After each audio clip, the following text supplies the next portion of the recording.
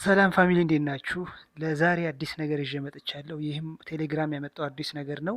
ቴሌግራም ምን አዲስ ነገር ይዞ መጥቷል? ምንድን ነው ቴሌግራም ያመጣው እድል? በዚህ ጉዳይ እናያለን። ይህን ቪዲዮ ላይክ በማድረግ ጀምሩት። ሰብስክራይብ ያላደረጋችሁ ሰብስክራይብ አድርጉኝ። ወደ ቪዲዮ።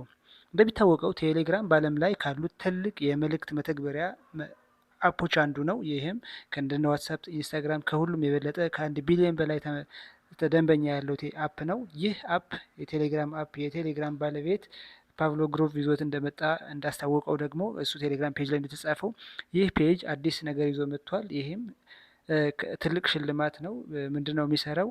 ስለ ዲጂታል ነጻነት ወይ ደግሞ ስለ ዲጂታል ነጻነት እንዲወራና ሀሳባቸውን ሰዎች በቪዲዮ ስለ ዲጂታል ነጻነት እንዲሰሩ እያበረታታ ይገኛል። ይህ ለሚሰሩ ሰዎች $200,000 ሽልማት ይዟል ማለት ነው።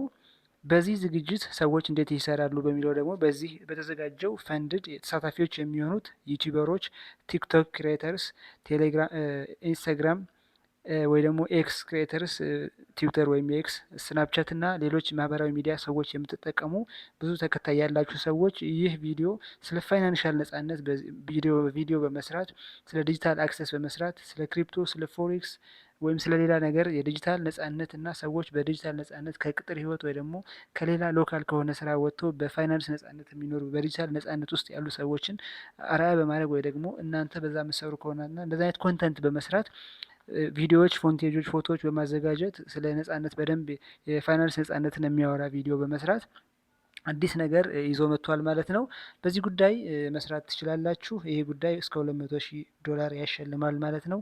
ለዚህ ሽልማት ደግሞ በተለይ ኢትዮጵያ ውስጥ የምትኖሩ ሰዎች በጣም በቲክታክ፣ በኢንስታግራም ወይም በዩቲዩብ ኮንተንት ላይ የምትሰሩ 10,000 የሚጠይቀው 10,000 ቪው ብቻ ነው። 10,000 ቪው የሰራችሁት ቪዲዮ እንዲታይ ብቻ ነው። ከዛ በኋላ ለሽልማቱ ብቁ ትሆናላችሁ ወይ ተወዳዳሪ ትሆናላችሁ ማለት ነው።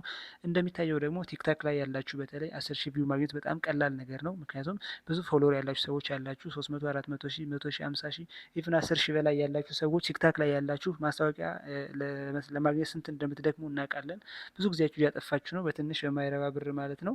ስለዚህ ይህንን ነገር ዛሬ ይዤላችሁ የመጣሁት ወይ ደግሞ ቴሌግራም ይዞት የመጣው ድል ይህንን ኮንተንት በመስራት ብቻ በጣም ለምሳሌ ብዙ ጊዜ መቀመጫችሁ እያወዛወዛችሁ ቂጥሽን የምታሳይ ሰውነታችሁ እየገላለጣችሁና በልቅምቃሚ የቲክቶክ ኮይን ወይ ደግሞ አንዳንድ ወንዶች ናችሁ ደግሞ በሌላ በልመናና በጊፍት መከራ ከምታሳዩ ይልቅ ይህኛውን እድል ተጠቀሙበት።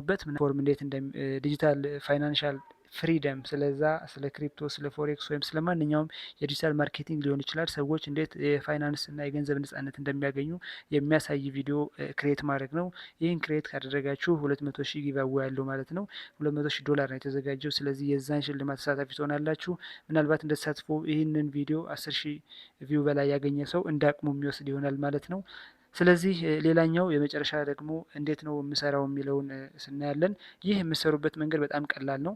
ምንድን ነው የምታደርጉት? ስልክ ወይ ላፕቶፕም አያስፈልገውም። ብዙም ቀለል ያለ ስልክ ካላችሁ የፋይናንሻል እውቀት የተወሰነ አንብባችሁም ቢሆን ቪዲዮዎችን ማየታችሁ ቢሆን ዲጂታል ፍሪደም ወይ ፋይናንሻል ፍሪደም ዲጂታል ፍሪደም በክሪፕቶ ሊሆን ይችላል ፎሬክስ ሰዎች ህይወታቸውን ቀይረውና እንዴት እንደሚኖሩ የሚያሳይ ቪዲዮ መስራት ነው። ወይ ደግሞ በዲጂታል ዓለሙ የሰው ልጅ የተሻለ ፋይናንሻል ነጻነት ሊያገኝ እንደሚችል የሚያሳይ ቪዲዮ በጣም መስራት ነው።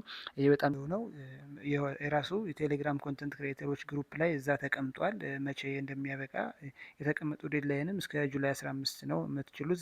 ከዛ በፊት ከዛ በኋላ አይቆጠርም ማለት ነው። ብሰሩ ብታገኙ ምንም አያደርግም። ስለዚህ የመጨረሻው ቀን ጁላይ 15 24:00 ዱባይ ታይም ነው። እስከዛ ሰዓት እናንተ መስራት ትችላላችሁ። የመጨረሻው ሪዛልት የሚታወቀው ደግሞ ሽልማቱ ያሸነፈው ሰው እና የምታገኙትን ጊቫዌ የምታውቁት ደግሞ ኦገስት 15 ነው። ስለዚህ እስከ ጁላይ 15 በቻላችሁት ለመስራት ሞክሩ።